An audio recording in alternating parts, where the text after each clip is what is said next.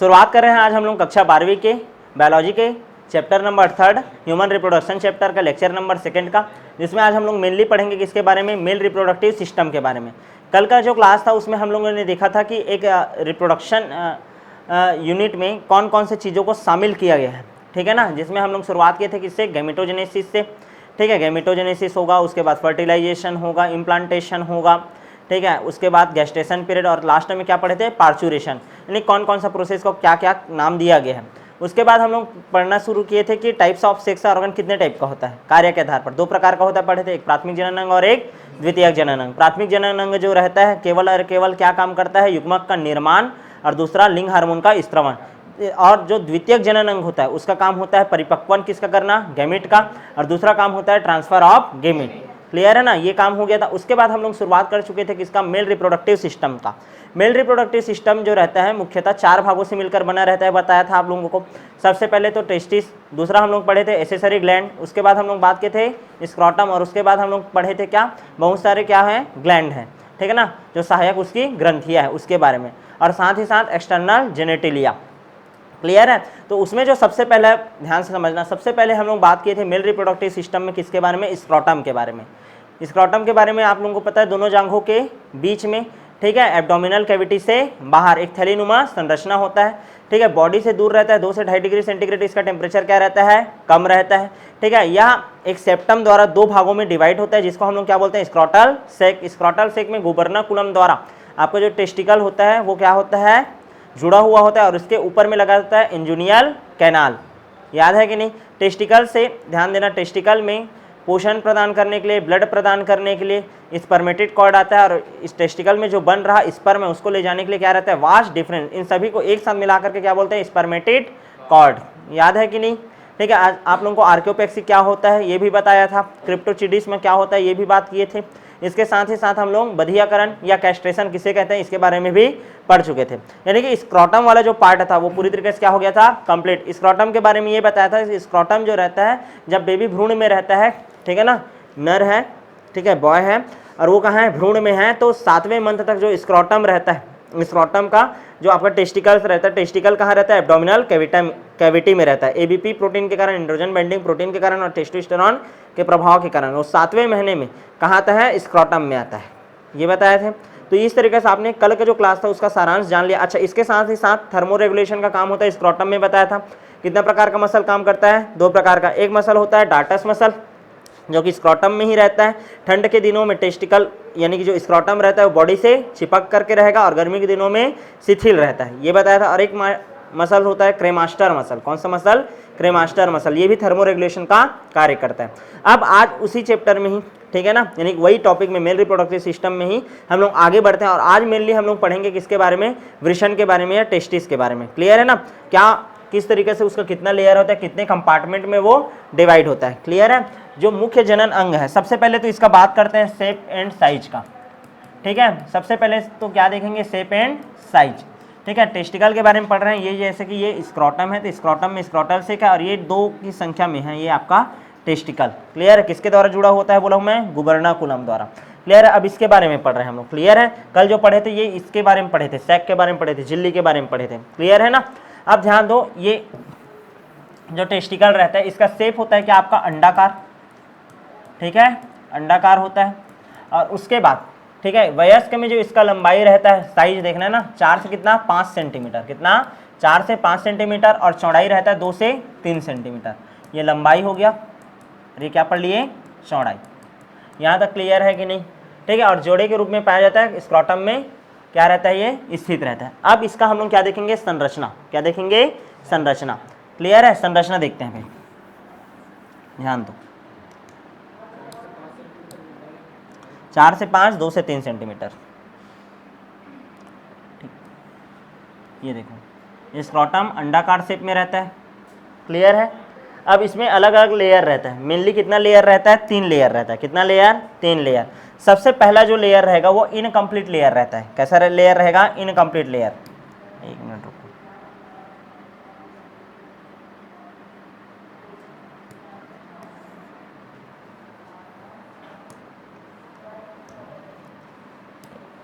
एक incomplete layer बना देते हैं ना।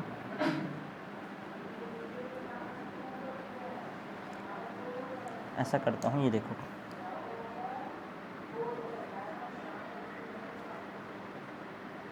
ठीक,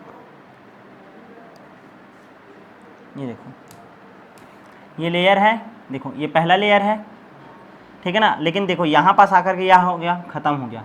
ये पहला देखो आधे को ही बस घेर रहा है ये लेयर, क्लियर है, पूरी तरीके से घेरा हुआ है क्या ये, नहीं। अच्छा उसके बाद देखो इसमें हम लोग और आगे चल देते हैं ना,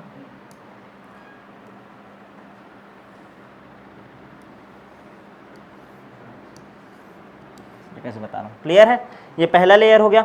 दूसरा लेयर रहता है ट्यूनिका एल्बुजिनिया का बना हुआ लेयर रहता है, ठीक है, जिसको हम लोग क्या बोलते हैं, आपका पहला लेयर तो ट्यूनिका वेजाइनैलिस है, ट्यूनिका वेजिनैलिस, वेजिनैलिस, ठीक है ना, ये वाला लेयर जो सबसे पहला वाला लेयर है, क्लियर है ना। दूसरा रहता है ट्यूनिका एल्बुजिनिया, ट्यूनिका एल्बुजिनिया जो सफ़ेद रंग का रहता है, कौन से रंग का रहेगा, सफ़ेद रंग का, ट्यूनिका एल्बुजिनिया, ठीक है।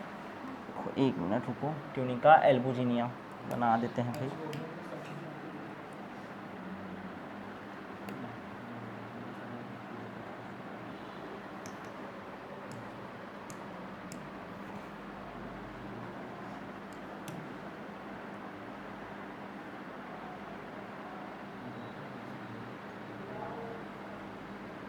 क्लियर है। सबसे बाहर का लेयर पहला है क्या, ट्यूनिका वेजाइनैलिस, और ये जो दूसरा लेयर है जो व्हाइट कलर से बना है वो क्या है, ट्यूनिका एल्बुजिनिया, क्या है, ट्यूनिका एल्बुजिनिया, क्लियर है।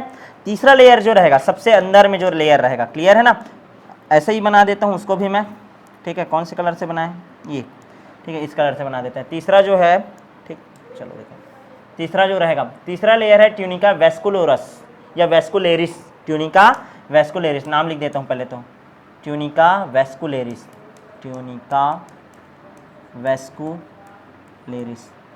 ये क्या करता है, ट्यूनिका वेस्कुलेरिस जो रहता है ये सबसे आंतरिक आवरण रहता है, ठीक है, और इसमें ब्लड वेसल्स पाया जाता है।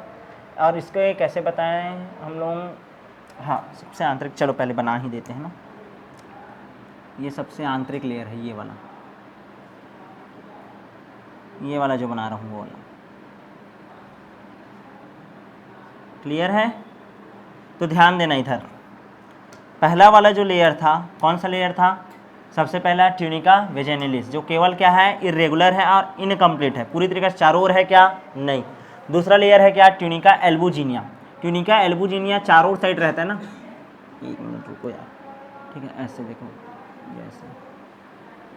और ट्यूनिका एल्बुजिनिया का एक और खासियत है, क्या खासियत है, ट्यूनिका एल्बुजिनिया इसको 250 कंपार्टमेंट में डिवाइड करता है, कितना कंपार्टमेंट में, 250 से, ये ऐसे, क्लियर है, ऐसे कंपार्टमेंट में अलग अलग हिस्सों में क्या कर दिया, इसको डिवाइड कर दिया, यहाँ तक क्लियर है। और उसके बाद सबसे अंदर वाला जो लेयर है ट्यूनिका वेस्कुलेरिस, नाम में ही शामिल है वेस्कुलेरिस, ठीक है ना, यानी कि वेस्कुलर बंडल, यानी कि संवहन, वेस्कुलर बंडल बोल रहा हूँ, सॉरी। वेस्कुलेरिस का मीनिंग ये है कि इसमें रक्त वाहिनियाँ रहेगी, क्या रहेगी, रक्त वाहिनियाँ, ब्लड वेसल्स रहेगा, क्या रहेगा, ब्लड वेसल्स, क्लियर है ना। तो ये वाला लेयर, ये याद आपको कौन से कलर से दिखाई दे रहा है, जो गुलाबी रंग से, यहाँ तक क्लियर है कि नहीं, समझ आया कि नहीं। तो टोटल ध्यान से समझना, ये जो टेस्टिकल्स है उसमें कितना लेयर पाया जाता है, 3 लेयर। सबसे पहले ट्यूनिका वेजाइनैलिस, दूसरा है ट्यूनिका एल्बुजिनिया, और तीसरा क्या, ट्यूनिका वेस्कुलेरिस। इसके बारे में क्या लिख सकते हो, ट्यूनिका वेजाइनैलिस के बारे में कि ये इनकम्प्लीट लेयर है, क्या है, इनकम्प्लीट लेयर है और इरेगुलर होता है, क्या होता है, इरेगुलर, रेगुलरिटी इसमें होता नहीं है। दूसरा ट्यूनिका एल्बुजिनिया कौन से कलर का रहता है, वाइट कलर का रहता है, कौन सा कलर का रहता है, वाइट कलर का रहता है, और ये क्या करता है, कंपार्टमेंट में बांटता है, कितने कंपार्टमेंट में, और 250 कंपार्टमेंट में बांटता है। और प्रत्येक कंपार्टमेंट जो है उसका नाम हो जाता है क्या, आप टेस्टिकुलर लॉब्यूल, क्या नाम हो गया, टेस्टिकुलर लॉब्यूल, क्या नाम हो गया, टेस्टिकुलर लॉब्यूल। यहाँ तक क्लियर है कि नहीं, क्या नाम हो गया, टेस्टिकुलर लॉब्यूल, यहाँ तक क्लियर है।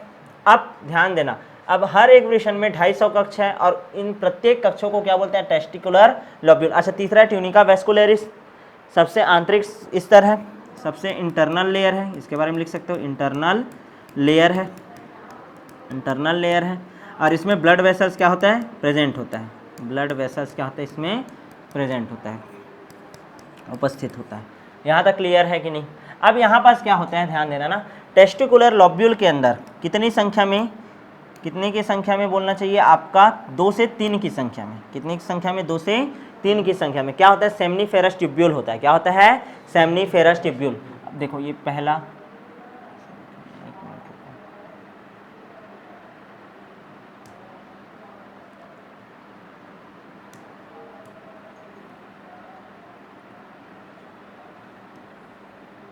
ये ऐसा क्या रहता है, टेस्टिकुलर सॉरी सेमनीफेरस ट्यूब्यूल रहता है। ऐसा 2 ठोक कर दिया, ऐसा और हो सकता है, समझ आ रहा है ना, ये ऐसा।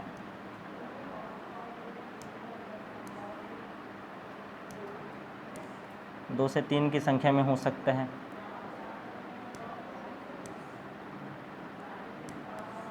इसको बोल रहे हैं हम लोग क्या, सेमनीफेरस ट्यूब्यूल।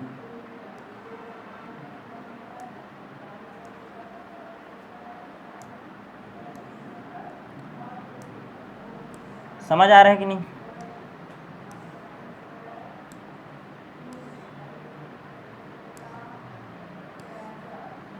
यहाँ तक क्लियर है?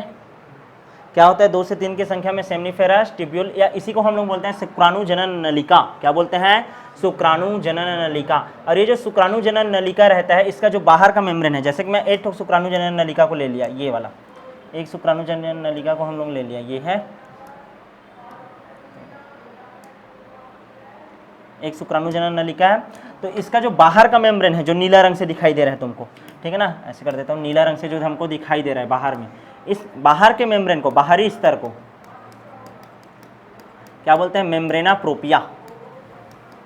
मेम्ब्रेना प्रोपिया, मेम्ब्रेना प्रोपिया। और जो अंदर का लेयर है, कौन से रंग से शो कर देते हैं, चलो ये ऑरेंज कलर से शो कर रहा हूँ, अंदर का जो है, इसको हम लोग बोल देंगे क्या, जर्मिनल इपिथेलियम। क्या बोलेंगे, जर्मिनल इपिथेलियम या जर्मिनेटिव इपिथेलियम। जर्मिनेटिव इपिथेलियम, क्या बोलेंगे, जर्मिनेटिव इपिथेलियम। क्या बोल देते हैं, जर्मिनेटिव इपिथेलियम। यहाँ तक क्लियर है कि नहीं? अब ये जो जर्मिनेटिव इपिथेलियम रहता है, इसमें 2 प्रकार का सेल रहता है। कितने प्रकार का सेल रहेगा, 2 प्रकार का। क्लियर है ना? चलो उसके बारे में पढ़ेंगे जर्मिनेटिव इपिथेलियम में। चलो यहाँ तक समझ आया कि नहीं? ठीक है, एक बार ध्यान देना इधर, चलो ध्यान दो इधर, ध्यान दो आप। अब पूरा कहानी इसी में चलेगा ना, ये क्लियर है कि नहीं सबको? ठीक है, क्योंकि अब थोड़ा मज़ा आएगा। ठीक है, ध्यान दो आप, यहाँ तक क्लियर है? देखो हम लोग क्या पढ़ रहे हैं, टेस्टिकल के बारे में। टेस्टिकल जो रहता है संख्या में कितना रहता है, 2, अंडाकार शेप रहता है, लंबाई कितना 4 से 5 सेंटीमीटर, चौड़ाई 2 से 3 सेंटीमीटर। इसमें कितना स्तर रहता है, 3 स्तर। सबसे बाहरी स्तर रहता है ट्यूनिका वेजाइनलिस, जो कि इरेगुलर लेयर रहता है और इनकम्प्लीट लेयर रहता है, मतलब आधा इतना ही है। यहाँ तक क्लियर है? उसके बाद दूसरा है ट्यूनिका एल्बुजिनिया, वाइट कलर का लेयर रहता है, ठीक है, चारों ओर रहता है, और इसको कंपार्टमेंट में क्या कर देता है, डिवाइड कर देता है। कितना कंपार्टमेंट में डिवाइड करता है, 250। प्रत्येक कंपार्टमेंट का नाम क्या है, टेस्टिकुलर लॉब्यूल। क्या नाम है, टेस्टिकुलर लॉब्यूल। कितना की संख्या में है बोला हूँ मैं, 250। यहाँ तक क्लियर है? उसके बाद ध्यान देना, प्रत्येक टेस्टिकुलर लॉब्यूल में, अच्छा तीसरा लेयर क्या है, ट्यूनिका वेस्कुलरिस, ठीक है, सबसे आंतरिक लेयर होता है, ठीक है, इसमें क्या पाया जाता है, ब्लड वेसल्स उपस्थित होता है। यहाँ तक क्लियर है? उसके बाद हम लोग बात कर रहे थे टेस्टिकुलर लॉब्यूल। टेस्टिकुलर लॉब्यूल की संख्या में 2 से 3 की संख्या में, मेनली कितना की संख्या में, 3 की संख्या में क्या होता है आपका, सेमिनीफेरस ट्यूब्यूल। सेमिनीफेरस ट्यूब्यूल, शुक्राणु जनन नलिका। क्या बोलते हैं इसको, शुक्राणु जनन नलिका, हिंदी नाम है शुक्राणु जनन नलिका। ठीक है, शुक्राणु जनन नलिका रहता है कितना की संख्या में, 2 से 3 की संख्या में। तो 250 गुणित 3 कर दो, 250 कंपार्टमेंट है, प्रत्येक में लगभग कितना, 3, 750 आ जाएगा। क्लियर है कि नहीं? लगभग एक पोजीशन में कितना, 750 सेमनीफेरस ट्यूब्यूल। तो 2 ठोक है अब, तो 1500, टोटल कितना, 1500। तो काउंट नहीं करते रहना। चलो इतना क्लियर है कि नहीं?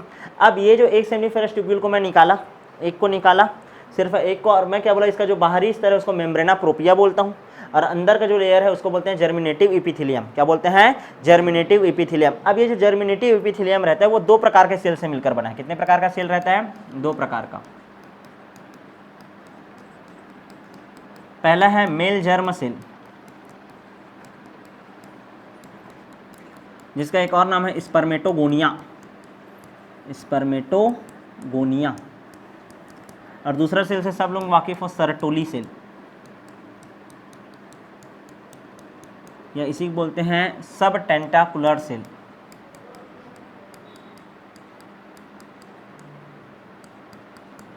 या इसी को बोलते हैं नर्स सेल,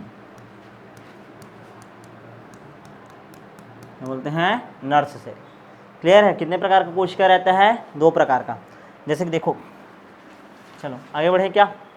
जैसे कि यहाँ पास को, अब मैं इसका इमेज, ध्यान देना ना, इमेज बना रहे हैं ना, कैसे बनेगा, जैसे कि तुम लोग समझो, मैं क्या कर रहा हूँ, इतना जो पार्ट है ये वाला, इतना पार्ट निकाला मैं, यदि ऐसा कट किया यहाँ पास से ना, अभी ऐसे नली का है तो ऐसे सीधा आएगा। अब ऐसे नली है, यदि 3 ठोका है, चलो ऐसे समझो 3 नली है, ऐसे कट किया यहाँ पास से, ऐसे करके देख रहा हूँ, समझ आ रहा है?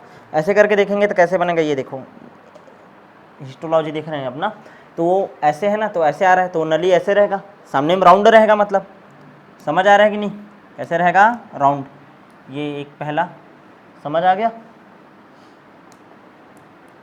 ऐसे हो गया, ये देखो पहला, और बना देता हूँ, 3 है ना, 2 ऐसे कर देते हैं, एक और कर देता हूँ, चलो ये तीसरा। समझ आ रहा है? ये लोग ऐसे भी करते हैं, ये देखो ऐसे। ठीक, और कर सकते हैं, यदि 4 हुआ 5 हुआ तो ठीक है, हमारा काम है। अब देखो बाहर का लेयर क्या है? मेम्ब्रेना प्रोपिया। अंदर का लेयर, अब अंदर में कितना प्रकार का सेल है होता है, बोल रहा हूँ 2 प्रकार का। कितने प्रकार का? 2 प्रकार का। पहला सेल है क्या? Male germ cell. चलो बनाते हैं, मेल जर्म सेल है, क्या है? Male germ cell. बन गया? इसमें भी रहेगा क्या? ये बन गया आपका मेल जर्म सेल। क्लियर है? ये जो मेल जर्म सेल रहता है ना, जिसको स्पर्मेटोगोनिया कहते हैं, इसी में अर्धसूत्री विभाजन होगा, और अर्धसूत्री विभाजन होकर किसका निर्माण करेगा? ये स्पर्म का निर्माण करता है। किसका निर्माण करता है? स्पर्म का। ठीक है, ये जो मेल जर्म सेल रहता है, इसमें क्या होता है? मियोसिस होगा। क्या होगा? Meiosis. Meiosis first and second. और किसका निर्माण हो जाएगा? स्पर्म का। अब स्पर्म का यदि निर्माण हो जाता है तो स्पर्म को क्या चाहिए? पोषण। स्पर्म को क्या चाहिए? पोषण, कुछ समय के लिए। ठीक है, यानी कि पालन पोषण तो चाहिए, तो इसके पोषण के लिए यहाँ पास ध्यान देना, ऐसा इस टाइप का सेल रहता है बीच बीच में। और ये जो तुमको सेल दिख रहे हैं ना, इसी सेल को बोलते हैं हम लोग सर्टोली सेल। क्या बोलते हैं? Sertoli cell. क्या बोलते हैं? Sertoli cell. यहाँ तक क्लियर है कि नहीं? तो 2 टाइप का सेल हो गया जी यहाँ पास। ठीक है, ये पहला, ये वाला जो सेल है, ये क्या हो गया? सर्टोली सेल हो गया। और ये वाला जो सेल है वो आपका कौन सा सेल है? मेल जर्म सेल या स्पर्मेटोगोनिया। मेल, ध्यान देना, male germ cell. Male germ cell. यहाँ तक क्लियर है कि नहीं? अच्छा, यहाँ पास देखो, ये बाहर का पदार्थ है ना, यहाँ पास फ्लूइड ऐसा भरा हुआ है। ठीक है, ये यहाँ पास ऐसे सेल पाया जाता है, यहाँ पास एक और सेल पाया जाता है, इसको बोलते हैं इंटरस्टिशियल सेल। इंटरस्टिशियल सेल, या इसी के एक और नाम है, क्या नाम है पता है? Leydig cell. क्या नाम है? Leydig cell. क्या नाम है? Leydig cell. और ये जो लीडिंग सेल रहता है, यही नर हार्मोन, जिसका नाम क्या है? टेस्टोस्टेरोन, उसका स्त्रवण करता है। ठीक है, लीडिंग सेल किसका स्त्रवण करेगा? टेस्टोस्टेरोन का। तो यहाँ पास देखो, ये स्त्रवण करता है किसका? टेस्टोस्टेरोन हार्मोन का। क्या करता है? ये स्त्रवण करता है, स्त्राव करता है। टेस्टोस्टेरोन हार्मोन का क्या करता है? स्त्राव करता है। यहाँ तक क्लियर है? अच्छा, इसके अलावा यहाँ पास ध्यान देना, एक और सेल होता है, बहुत कम टीचर इसके बारे में पढ़ाते हैं। ठीक है, ऐसा छोटा छोटा सेल रहता है। इस सेल का नाम है immuno competitive cell. Immuno competitive cell. क्या होता है? इम्यूनो कॉम्पिटिटिव सेल होता है। इम्यूनो कॉम्पिटिटिव सेल जो रहता है, प्रतिरक्षा तंत्र बनाने का इसका कार्य करता है। Immuno competitive cell. क्लियर है? ये एक बार नीट में क्वेश्चन बना हुआ है, ये वाला। क्लियर है? Immuno competitive cell.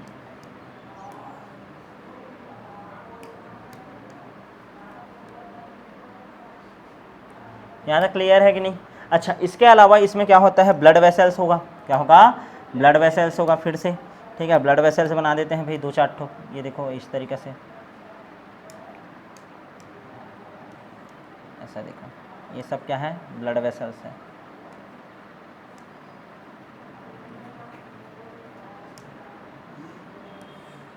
Blood vessels रह सकते हैं। यहाँ तक क्लियर है ना, ब्लड वेसल्स, यहाँ तक क्लियर है कि नहीं? ठीक है, तो ध्यान से समझना होता क्या है, ये जो ध्यान देना ना, ये जो तुम्हारा मेल जर्म सेल है ये निर्माण करता है किसका, स्पर्म का। और ये जो स्पर्म है, स्पर्म को हल्का मात्रा में पोषण प्रदान करने का काम, इसमें आकर के ये जो स्पर्म रहता है ना, इस सेल में आकर के ऐसे धंस जाता है। और इस सेल का नाम क्या है, सर्टोली सेल।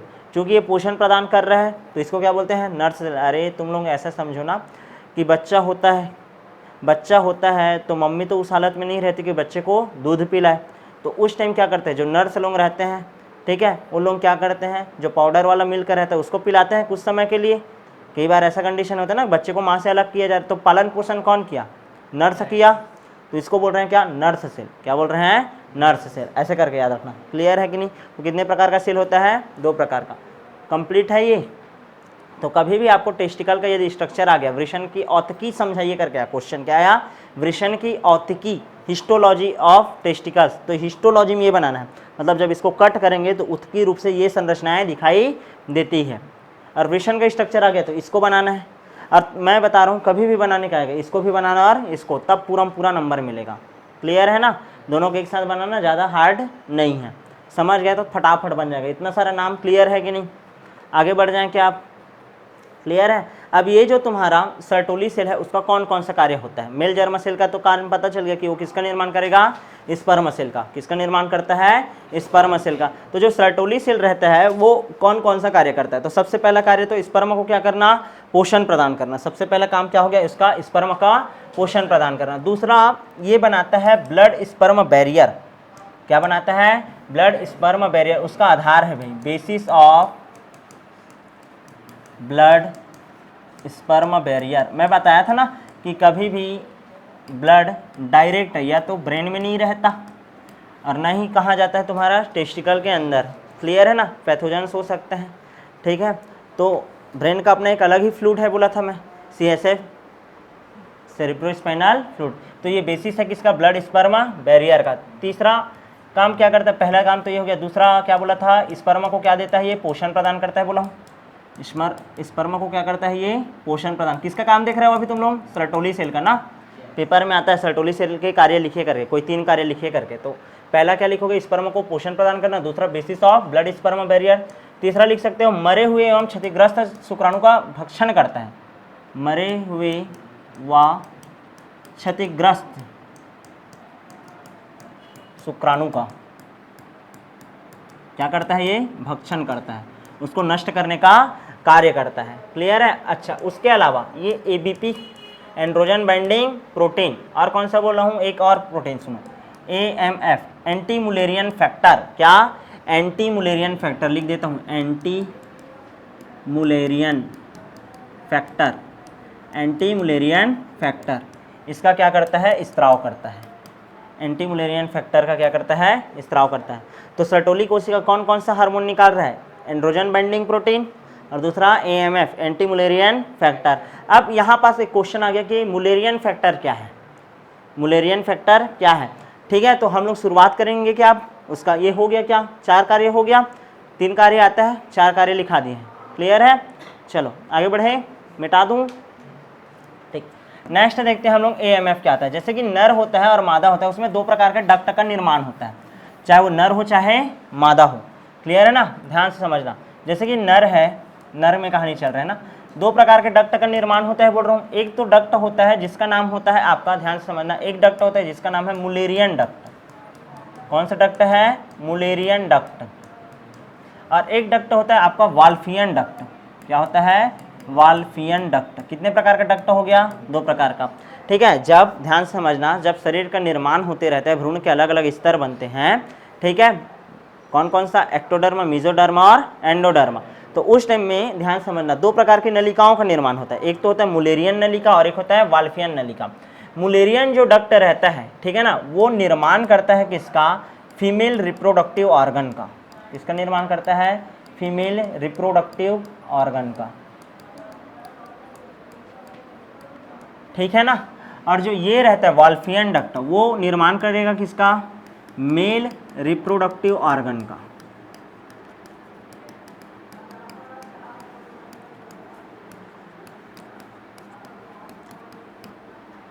किसका निर्माण करता है, मेल रिप्रोडक्टिव ऑर्गन, चाहे वो नर हो चाहे मादा हो, दोनों में ये दोनों प्रकार के डक्ट बनते हैं। असल में क्या होता है, जब नर होता है यदि उसमें टेस्टिकल का निर्माण हुआ तो उसमें क्या का निर्माण होगा, सर्टोली सेल। और सर्टोली सेल क्या निकालता है अपना, सर्टोली सेल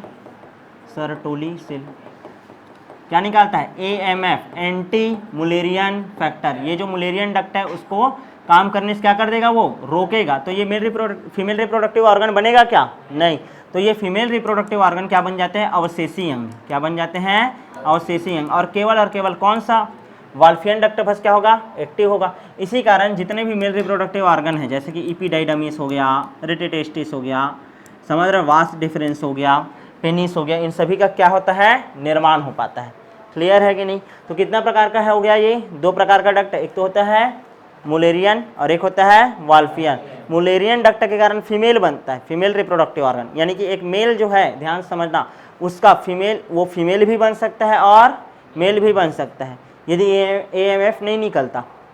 क्लियर है। तो उसमें मादा जैसे कैरेक्टर भी आ सकते हैं। क्लियर है कि नहीं, यहाँ तक समझ आया कि नहीं, क्लियर है। अब दूसरा, ये तो नर का केस हो गया। मादा के केस में क्या होता होगा, मादा के केस में क्या होता है, ध्यान दो, यहाँ पास AMF काम कर रहा है, ध्यान समझना ना। AMF अब काम करेगा क्या, नहीं, मादा है ना भाई, तो मादा में थोड़ी एंटीमुलेरियन फैक्टर रहेगा। क्लियर है। तो यहाँ पास वाल्फियन जो डक्ट है, ठीक है ना, वाल्फियन डक्ट जो रहता है वो काम नहीं करता। अब वो काम क्यों नहीं करेगा, रीज़न, ये मेल रिप्रोडक्टिव ऑर्गन का निर्माण नहीं करेगा। रीज़न क्या रहता है, मादा में टेस्टोस्टेरॉन हार्मोन रहता है क्या, नहीं, तो टेस्टोस्टेरॉन हार्मोन अनुपस्थित होता है। टेस्टोस्टेरॉन हार्मोन क्या होगा, अनुपस्थित रहता है। अनुपस्थित रहेगा तो वाल्फियन डक्ट काम करना बंद कर देगा और केवल कौन सा डक्ट काम करेगा, मुलेरियन डक्ट, जिसके कारण फीमेल रिप्रोडक्टिव ऑर्गन बन जाता है, यानी कि वो अवशेषी अंग नहीं बनेगा, ये वाला अवशेषी अंग बन जाता है। क्लियर है। तो ये होता है मुलेरियन डक्ट का कॉन्सेप्ट और वाल्फियन डक्ट का। पेपर में आएगा क्या, तो नहीं आएगा, लेकिन बस हाँ नॉलेज के लिए होना चाहिए कि मुलेरियन डक्ट होता है और एक वाल्फियन डक्ट। मुलेरियन डक्ट रहता है किसका निर्माण करता है, फीमेल का, वाल्फियन किसका करता है, मेल का। यहाँ तक क्लियर है। तो ये हो गया आपका कहानी किसका, पूरी तरीके से सर्टोली सेल के काम करने के आधार पर। अब ये जो हम लोग पढ़े थे वही है डायग्राम, एक बार इसको हम लोग पूरा प्रॉपर बना डाले हैं, एक बार ध्यान देना कैसे बना हुआ है, देखो, ठीक है।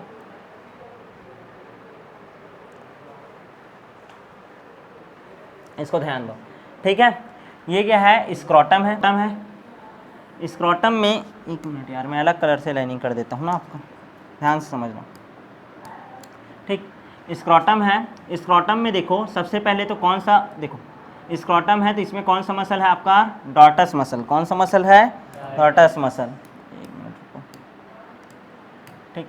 कौन सा मसल है आपका, डॉर्टस मसल है, यहाँ पास देखो, क्लियर है। कौन से कलर से दिखा है, ऑरेंज कलर से। उसके बाद देखो ये टेस्टिकल है, टेस्टिकल में कौन सा मसल है आपका, क्रेमास्टर मसल। कौन से कलर से बना हुआ है, पिंक। क्लियर है। यहाँ पास जो संरचना है इसको क्या बोल रहा हूँ मैं, गुबर्नाकुलम बोला था। यहाँ पास ध्यान देना, ये स्पर्मेटिड कॉर्ड है, इंजुनियल कैनाल है, ठीक है। अच्छा यहाँ पास ध्यान देना, ये टेस्टिकल है, टेस्टिकल से एक संरचना, एक नली निकल रहा है। ये जो नली निकलता है टेस्टिकल से जो एक नली निकल रहा है, ध्यान देना, टेस्टिकल से यहाँ पास एक नली निकल रहा है। ये जो नली है इसको हम लोग बोलते हैं वास डिफरेंस। क्या बोलते हैं, वास डिफरेंस। क्लियर है। अभी आधा पार्ट नहीं पढ़े ना, अभी तो बस शुरुआत किए हैं। क्लियर है। अच्छा उसके बाद हम लोग TS ऑफ स्क्रोटम देखें। स्क्रोटम को जैसे इसका क्या किए, अनुप्रस्थ काट जैसे काटे, तो अनुप्रस्थ काट काटेंगे तो ये क्या दिखाई दे रहा है आपका, टेस्टिकल। टेस्टिकल में देखो कितना लेयर है, 3 लेयर। सबसे पहले ट्यूनिका वेजाइनालिस, सबसे बाहर का है, इनकम्प्लीट लेयर है। उसके बाद ट्यूनिका एल्बुजिनिया, जो कि इसको किसमें का कंपार्टमेंट में क्या करता है, डिवाइड करता है। क्लियर है। कितना कंपार्टमेंट, 250। और प्रत्येक कंपार्टमेंट का नाम क्या होता है, टेस्टिकुलर लॉब्यूल। क्या होता है, टेस्टिकुलर लॉब्यूल। कितना संख्या में है, 250। और प्रत्येक टेस्टिकुलर लॉब्यूल के अंदर 1 से 3 की संख्या में क्या होता है आपका, सेमनीफेरस ट्यूब्यूल। फिर ये जो सेमनीफेरस ट्यूब्यूल है उसको मैं ऐसे किया, काट करके देखा इसको। क्लियर है ना। ये वाला डायग्राम देखे थे आप लोग, तो इसमें क्या हुआ था, फिर से ध्यान दो। यहाँ पास देखो, ये पहला, ये दूसरा, ऐसे देखो। अब यहाँ पास देखो ब्लड वेसल्स है, मैं बोला था इंटरस्टिशियल सेल, या इसी क्या बोलते हैं, लीडिंग सेल। क्या बोलते हैं, लीडिंग सेल। इसके साथ एक और सेल बताया, इम्यूनो कॉम्पिटिटिव सेल होता है करके बोला था। और उसके बाद यहाँ पर देखो मेल जर्म सेल है, और मेल जर्म सेल के बीच बीच में ये देखो, ये क्या है आपका, सर्टोली सेल। क्या है ये, सर्टोली सेल। और ये बीच बीच वाला सेल क्या है आपका, स्पर्मेटोगोनिया, जो किसका निर्माण कर रहा है यहाँ पास, स्पर्म का। किसका निर्माण कर रहा है, स्पर्म का। क्लियर है कि नहीं? तो डायग्राम पूरा कंप्लीट समझ आ गया होगा। क्लियर है? तीनों डायग्राम एक दूसरे से क्या हो रहे हैं, रिलेट हो रहे हैं। यहाँ तक क्लियर है कि नहीं? आगे बढ़ जाएं क्या, आगे बढ़ जाएं? ठीक है, अब आगे बढ़ते हैं ना। अब यहाँ पास ध्यान से समझना, कहानी देखो। ठीक है, अब ये एक्सटर्नल जेनेटिलिया को शो कर रहे हैं ना। उत्सर्जन तंत्र मानव में, ध्यान से समझना, उत्सर्जन तंत्र बोल रहा हूँ, सॉरी, नर जनन तंत्र को समझाइए करके आ गया। केवल नर जनन तंत्र का डायग्राम बनाइए करके आ गया, तब तो ये बनाना पड़ेगा तुमको। ये नर जनन तंत्र का प्रॉपर डायग्राम है ना, ये नर जनन तंत्र का डायग्राम है। और ये वाले जो डायग्राम आप लोग देखे हो वो क्या है, टीएस ऑफ टेस्टिस है, टीएस ऑफ सेमिनिफेरस ट्यूब्यूल का है, और स्क्रोटम का है, तीनों का है। तो कई लोग क्या करते हैं, जैसे कि प्रॉपर डायग्राम बस आ गया, ठीक है, तो इसको भी बनाएंगे और ये वाला डायग्राम भी बनाएंगे। ये वाला डायग्राम आपके समझने के लिए है, इसको बनाना नहीं है। असल में होता क्या है, ध्यान से समझना। चलो इसको बाद में कल करेंगे कवर। यहाँ तक क्लियर है कि नहीं सबको? ठीक है, एक बार थोड़ा सा इधर रिवाइज करते हैं ना, रिवाइज करते हैं का मीन क्या है, ध्यान देना। अब यहाँ पास क्या होता है, इस डायग्राम में फोकस करना ना, थोड़ा सा हम लोग इसमें और आगे बढ़ते हैं। ठीक, ध्यान दो। ये है आपका क्या, सेमनीफेरस ट्यूब्यूल। ध्यान दो, सेमनीफेरस ट्यूब्यूल है। सेमनीफेरस ट्यूब्यूल में किसका निर्माण हो रहा है बोल रहा हूँ मैं आपको, किसका निर्माण हो रहा है यहाँ, स्पर्म का। किसका निर्माण हो रहा है, स्पर्म का। असल में होता क्या है सेमनीफेरस ट्यूब्यूल में, ठीक है, बहुत सारे ऐसा नलिका जो रहेगा वो आपस में ऐसा मिलेगा। क्लियर है ना, ऐसा बंच बनेगा। समझ आ रहा है कि नहीं? ऐसे नलिकाओं का क्या बनेगा, ऐसा समूह बनेगा। और समूह बन करके ऐसे एक जालनुमा संरचना बनाते हैं। ये पूरा समझ आ रहा है ना? इसको हम लोग एक साथ बोलते हैं क्या, रेटेटेस्टिस। क्या बोलते हैं, रेटेटेस्टिस। ठीक है ना, जाल बना। अब ये जो रेटेटेस्टिस रहता है, ध्यान समझना ना, रेटेटेस्टिस है पूरा जितना भी तुम्हारा स्पर्म है उसको एक साथ यहाँ पास से निकालने का काम करेगा। पहले तो यहाँ पास, क्लियर है ना, ये निकालने का काम किया और यहाँ आगे बढ़ेगा। जब निकालने का काम कर रहा है, रेटेटेस्टिस से आगे का बात कर रहा हूँ ना मैं, अब थोड़ा सा रेटेटेस्टिस से आगे अलग कलर से शो कर देते हैं, ये वाला नली। क्लियर है? ये देखो, ये एक अलग नली बना दिया। ये वाला जो नली है इसका नाम हो गया वास इफिरेंसिया। इफिरेंसिया, वास इफिरेंसिया। क्या हो गया, वास इफिरेंसिया। ठीक है ना, रेटेटेस्टिस फिर वास इफिरेंसिया। अब ये जो रहता है ये आगे खुलेगा, ये जो संरचना बन रहा है बाहर में, ठीक है ना, ये संरचना बना है, इसको बोलते हैं हम लोग, ये वाला जो संरचना है ना, ये खुला है, एक मिनट रुको, ऐसे गया, ठीक है ना, ये वास इफिरेंसिया। और ये जो पूरा संरचना है जो कौन से कलर से दिखा रहा हूँ आपको, ऑरेंज कलर से, इसको हम लोग बोलते हैं इपीडाइडमिस। इपीडाइडमिस, अधिवृषण। क्या बोलते हैं, अधिवृषण। वृषण के ऊपर लगा हुआ है अधिवृषण। इसमें खुलेगा वास इफिरेंसिया, किसमें खुल गया, इपीडाइडमिस में। इपीडाइडमिस का कितना पार्ट होता है, 3 पार्ट। सबसे ऊपर वाला जो पार्ट रहता है, सबसे ऊपर वाला पार्ट, उसको बोलते हैं कैप्यूट। क्या बोलते हैं इस वाले भाग को, कैप्यूट इपीडाइडमिस। क्या बोलते हैं, कैप्यूट इपीडाइडमिस। क्लियर है? उसके बाद वाला पार्ट, ये बीच वाला पार्ट, इसको बोलते हैं कार्पस इपीडाइडमिस। क्या बोलते हैं, कार्पस। और सबसे नीचे जो रहता है ये वाला, घोड़े का पूंछी जैसा दिखाई देता है, जो घोड़े का पूंछ रहता है ना, कई लोग ऐसा वाला करते हैं, काउडा बोलते हैं जिसको। ठीक है ना, समझ आ रहा है ना, ऐसा थोड़ा सा ऊपर चोटी किए रहते हैं ना, अरे ठीक है, घोड़ा पूंछी जैसा। हाँ, तो इस वाले भाग को बोलते हैं काउडा इपीडाइडमिस। क्या बोलते हैं, काउडा इपीडाइडमिस। ये क्या हो गया आपका, काउडा इपीडाइडमिस। अब ये जो काउडा इपीडाइडमिस है, तीसरा वाला पार्ट है, और ये बीच वाला क्या है, कार्पस। और कैप्यूट इपीडाइडमिस तो लिख दिया। अब ये इपीडाइडमिस फिर आगे बढ़ेगा, 3 पार्ट हो गया खत्म। इसके बाद ये आगे बढ़ता है, तो ये वाला जो नली है इसको बोला जाता है आपका क्या, वास डिफरेंसिया। डिफरेंसिया। तो कई लोग कंफ्यूजन करते हैं वास इफिरेंसिया और वास डिफरेंसिया से। ठीक है ना, तो याद रखना है ना, इफिरेंसिया अंदर वाला है और डिफरेंसिया बाहर वाला है। क्लियर है? ये कौन सा हो गया, रेटेटेस्टिस। क्लियर है ना, रेटेटेस्टिस। यहाँ तक क्लियर है कि नहीं? किसी कोई दिक्कत है इतने में क्या, नहीं ना? ठीक है, देखो एक छोटा सा पॉइंट भूला हूँ मैं, ठीक, हाँ यहाँ पास देखो, ये देखो इसको ट्यूबली रेक्टाई भी बोलते हैं ना, ट्यूबली रेक्टाई, क्या बोलते हैं, ट्यूबली रेक्टाई। फिर ये एक ट्यूबली रेक्टाई, दूसरा, तीसरा, ये सब मिल गया तो क्या बनाएगा, रेटे टेस्टिस। फिर रेटे टेस्टिस आगे बढ़ेगा और क्या बनाएगा आपका, वास इफरेंसिया, पहला, दूसरा, तीसरा। चौथा क्या बनता है, इपीडाइडमिस। फिर पांचवा क्या बनता है, वास डिफरेंसिया। क्लियर है, वास डिफरेंसिया। फिर वास डिफरेंसिया और आगे जाएगा, ठीक है, आगे जा करके एम्पुला में खुलेगा, उसके बाद वो सेमिनल वेसाइकल में जाएगा, फिर यूरोजेनाइटल ट्रैक में जाएगा और सबसे लास्ट में फिर बाहर आ जाएगा। यहाँ तक क्लियर है कि नहीं? तो पहले तो इतना ही याद रखना है। क्रम कैसे कैसे याद करना है, चलो देखो, क्रम क्रम क्रम क्रम याद रखना है ना। स्पर्म है, स्पर्म बन गया, यहाँ बनने के बाद उसका क्रम कैसा चलेगा,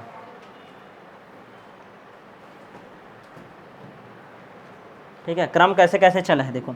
सबसे पहले सेमनीफेरस ट्यूब्यूल है, सेमनीफेरस ट्यूब्यूल,